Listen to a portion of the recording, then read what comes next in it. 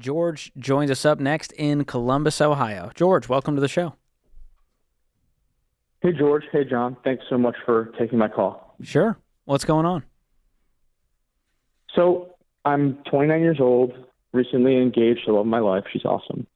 And I have a question about our kind of situation. So we both went through Financial Peace University together a couple months ago, obviously doing it together, but keeping our finances separate until we get married. Awesome. I'm in baby steps 4 and 6. She's in baby step 2. So my question is, obviously we've been through Financial Peace University, but what can I do and we do together, whether it's from the financial side or the relational side, to put ourselves in the best position possible when get married in July? How much does she owe? So she owes about $220,000. Yeah, y'all should break up, man. I'm totally playing. Don't do that, George. Don't do that. Don't do it. What's she do? Is she working or is she still in school? So sort of in school. So she's in her residency for medical school. So she, all of her debt is the medical school student loans. So she's going into year 2, starting here in a couple weeks. So Okay. So what will y'all's income be when you get married? when we get married, our income together would be roughly 170 gross. Okay. And then it would go way up after she's done with residency? Correct. Yeah. Okay. Are you able to cash flow the rest of this? She have 2 years left after this, or 3 years left? Or is she going into some sort of specialty?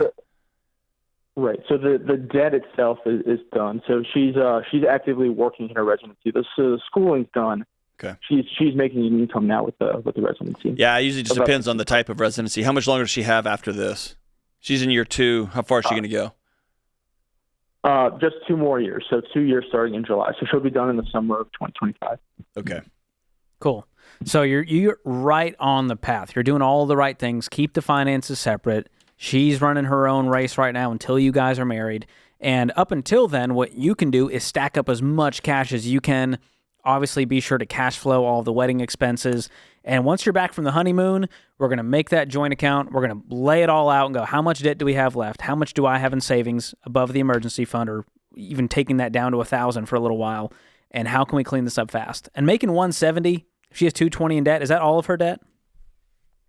Correct. Yeah, it's just the medical school debt. Okay. So looking at this, I'm like, cool, can we live off 60 and throw 110 at the debt and be done with this in 2 years? And boom, all of a sudden, we're debt-free, and now the income has spiked because she's done with residency, and now we're making hundreds of thousands of dollars completely debt-free pretty soon into our marriage. And here's the cool part. I know they've actually dialed back a lot of the hours on the residency. What's her hour load now? What's like an average week for her? It's on a rotational basis. So in 8-week chunks, she goes to different rotations.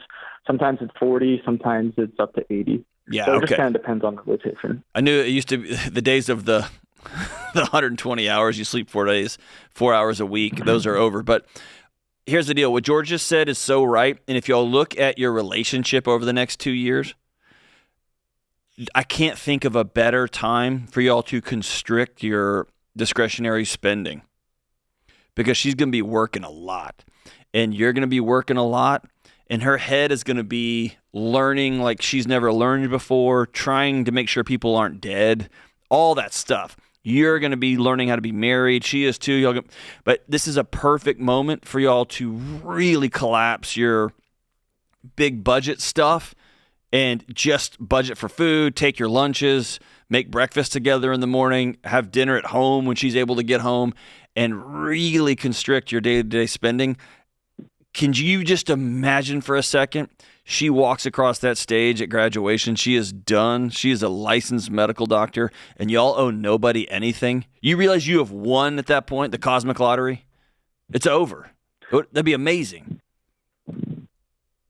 Yeah, it's something we're definitely looking forward to, and day by day, taking it step by step. There you go, man. It's a vision we have for sure. Here's an important thing, and Dave has taught me this privately. Just us sitting, like, it's just a blessing that I get to sit by him and dig into his wisdom.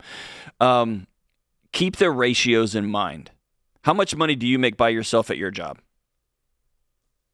My current job, I make 100,000, and then I have a side hustle where I make about 5,000 a year. Okay, so you make $100,000, and you're a hard worker. You got 2 jobs going, so you make 105. $220,000 sounds like $1 billion, and it feels out of control and somewhat insane. If you just extrapolate out the fact that you're marrying a medical doctor who's going to make salary X, Y, or Z down the road, the ratio of this debt becomes a little bit more manageable. In simpler terms, you got a big hole, but you're going to have a huge shovel to fill it back up with. Does that make sense? So keep those ratios in mind. And again, George said it right, man. Y'all get a plan together and just don't deviate from the plan. Stay on the plan, stay on the plan, stay on the plan. And y'all going to look up in 2 years. Don't buy new cars. Don't buy fancy apartments. You're going to look up in 2 years and owe nobody anything. Your wife's going to smile with that big MD, and you're going to smile, and it's going to be game on. It's going to be awesome. I'm pumped for this, George. Yeah. You're on the path, man. You excited? Absolutely. Yeah, it's something going through financial peace. We got fired up, and now it's just, I kind of expected what you guys were going to say to some degree, but hearing it and validating it is definitely encouraging. Let me say this. You know what I want more than anything? I want an entire swath of medical doctors to not have any student loan debt. You know why? Because then they can practice medicine exactly as their heart leads them. And they can practice medicine that is evidence-based and not hospital administrator-based. They can look at individual patients and make individualized decisions, because if somebody gets mad that they quote-unquote stepped out of line, who cares? I don't owe anybody anything.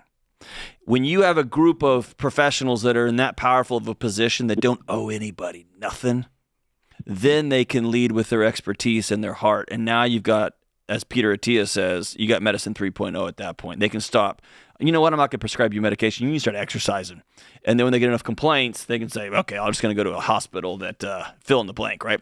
So, man, good for you. This is your wife's the kind of doctor who is going to change the healthcare system for my kids. So good for you guys, man. I'm grateful that y'all as a couple exist in the world, man. When's the wedding? You got a date? Wedding is July 6th, 2024. Oh, so you got some time. Move it up. What are you doing? What are we doing, man? Love of your life. She's going to meet some smoke show at some resident. Dude, I'm telling you, move it up. I'll try. I'll talk to her tonight. Yes. Justice of the Peace this weekend. In the meantime, making $100,000 for the next year, how much money could you save up so that when you guys get married and you have that joint bank account, you go, honey, I got $70,000 sitting here ready to start knocking out this debt. She's going to give you a big old smooch. I'll tell you that much right now. Gross.